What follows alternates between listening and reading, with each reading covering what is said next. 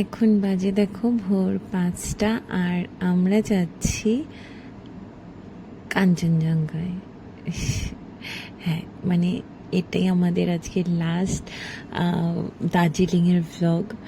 তো মনটা সকাল থেকেই খারাপ, ভোরবেলা উঠে গেছি, উঠে আমরা চলে যাচ্ছি কাঞ্চনজঙ্ঘায় সানরাইজ দেখতে আর স্লিপিং বুদ্ধাকে দেখতে। বাট মনটা এখানেও খারাপ কারণ প্রচণ্ড বৃষ্টি হচ্ছিল। আমরা জানতামই আমরা হয়তো স্লিপিং বুদ্ধা দেখতে পারবো না, কারণ ওয়েদার যেহেতু এতটা ফগি হয়ে রয়েছে, বৃষ্টি হচ্ছে। গিয়ে অ্যাজ ইউজুয়াল দেখি তখনও সানরাইজ হয়নি, কারণ ওখানে সানরাইজ হতে হতে সেই সময়, মানে এটা আমরা গেছিলাম ফেব্রুয়ারিতে, তো সেই সময় 6:30 বেজে যেত, তারপরে সানরাইজ হতো। তো আমরা পৌঁছে গেছিলাম ঘন্টাখানেকের মধ্যেই। তো তারপরে আস্তে আস্তে সূর্য তো উঠলো, সেটাও দেখতে অসাধারণই লাগছিল। একটা ছোট্ট মনে হচ্ছিল বলের মতো কিছু একটা পাহাড়ের মাঝখান থেকে উঠছে, অসাধারণ লাগছিল দেখতে। বাট স্লিপিং বুদ্ধাটা দেখতে পাইনি, এটা মনটা খুব খারাপ ছিল। আমি যদিও এর আগে গিয়ে দেখেছি, কিন্তু বাকিরা এই প্রথমবার দার্জিলিং গেছিল, তাই ওদের জন্য মনটা খারাপ লাগছিল যে ওরা স্লিপিং বুদ্ধাটা দেখতে পায়নি। কি অসাধারণ দেখতে যে স্লিপিং বুদ্ধাকে হয়, মানে যারা দেখেছো, যারা দার্জিলিং গেছো তারা জানো। বাট এই সানরাইজটাও দেখতে ভীষণ ভীষণ ভালো লাগছিল। মানে পাহাড়ের মাঝখান থেকে সূর্য উদয় হওয়াটা সত্যি অসাধারণ লাগে দেখতে। যেমন সমুদ্রের সানরাইজ একরকম দেখতে, আবার পাহাড়ের সানরাইজ একরকম দেখতে। তারপরে ওখানে কিন্তু প্রচণ্ড প্রচণ্ড ঠান্ডা ছিল, মানে মানে কাঁপছিলাম আমরা রীতিমতো ওই সময় দাঁড়িয়ে।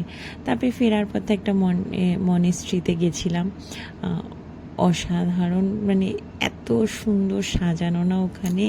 সত্যি যে কোনো ঠাকুরের জায়গায় গেলেই তো মনটা ভালো হয়ে যায়। তো ওদের ওখানটাতেও গেলে ভীষণ শান্ত, পিন অফ সাইলেন্ট ছিল সব জায়গায়। আর ওখানে তখন প্রেয়ার চলছিল ওদের। আমি গিয়ে কিছুক্ষণ দাঁড়াই, তারপরে ওখান থেকে চলে আসি বাতাসিয়া লুপে। লাকিলি তখন ওখান থেকে একটা টয় ট্রেন ঢুকছিল, সেটাও দেখেছিলাম। আর ওখানটাতে টয় ট্রেন দাঁড়ায়, কিন্তু সেই সময়টা টয় ট্রেন দাঁড়ায়নি, তো একটা টয় ট্রেন ওখান থেকেই ঘুরে যাচ্ছিল। বাতাসিয়া লুপ থেকে পুরো দার্জিলিং, পুরো কাঞ্চনজঙ্ঘা দেখা যায়, খুব অসাধারণ লাগে। আমরা দেখিনি, কারণ আমি এর আগের বার দেখেছিলাম, আমি বহুবার দার্জিলিং গেছি, আমি দেখেছিলাম। আর বাকিটা দেখতে চাইনি, কারণ ফগি ওয়েদার ছিল, দেখে লাভ নেই ওই বাইনোকুলারে দিয়ে। আর ডোডো এখানে দেখো রেডি হচ্ছিল ওদের লোকাল ড্রেস পরে, যেটা চা বাগানের ড্রেস। ওখানে সবাই ফটো তুলছিল, ডোডো আর ডোডোর ঠাকুমা রেডি হয়েছিল। ডোডো তো ভীষণ মজা পেয়েছিল, আর ডোডোর অ্যাটিটিউড কী ছিল ফটো তোলারও, ভীষণ পোজ দিয়ে দিয়ে সব ফটো তুলেছে। আর আমার শাশুড়ি মায়েরও ইচ্ছে ছিল এরকমভাবে চা বাগানের ড্রেস পরে ফটো তুলবে, তাই ওনাকেও পড়ানো হয়েছিল।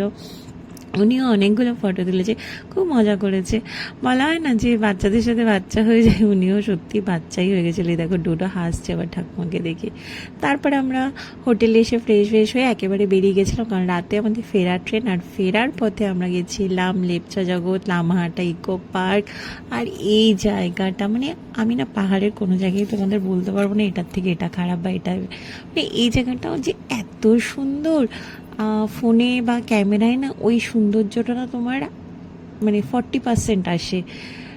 পুরোপুরি দেখতে হলে না সত্যি, মানে তোমরা একবার হলেও দার্জিলিং ঘুরে আসবে কখনো যদি ইচ্ছে হয় পাহাড়ে ঘোরার। এইসব জায়গায়, অফবিট জায়গাগুলো এখন তো আরও ডেভেলপড হয়েছে, এখানে অনেক হোমস্টে আছে অফবিটে, তো এখানেও থাকতে পারো। আমাদের ইচ্ছের পরের ট্যুরটা আমরা এরকমই একটা ছোটো কোনো অফবিটে যাবার, এইসব জায়গার কাছাকাছি থাকবো। এত সুন্দর এই জায়গাটা, লামাহাট ইকো পার্কটা।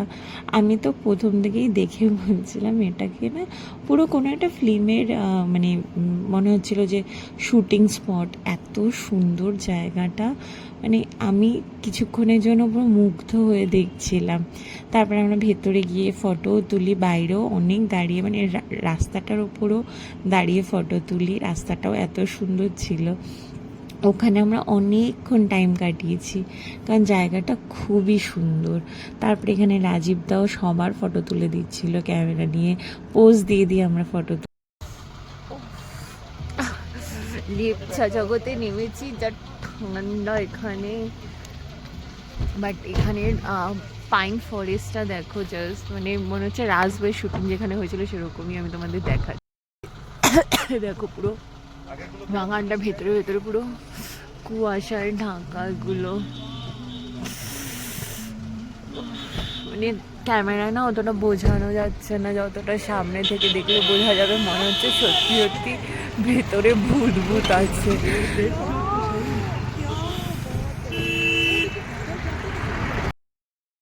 তারপর ওখান থেকে আমরা পশুপতি মার্কেটে যাই, মানে যেখানে পশুপতি মার্কেটে টোটাল মার্কেটটা ঘুরতে 3 ঘন্টা লাগে, সেখানে আমরা আধ ঘন্টায় ঘুরেছি, কারণ আমরা খুব তাড়াতাড়ি করেছি, তাই ভিডিও সেরকমভাবে নিতে পারিনি। এই চেকপোস্ট থেকে পারমিশন নিয়ে তারপরে ভেতরে যাই।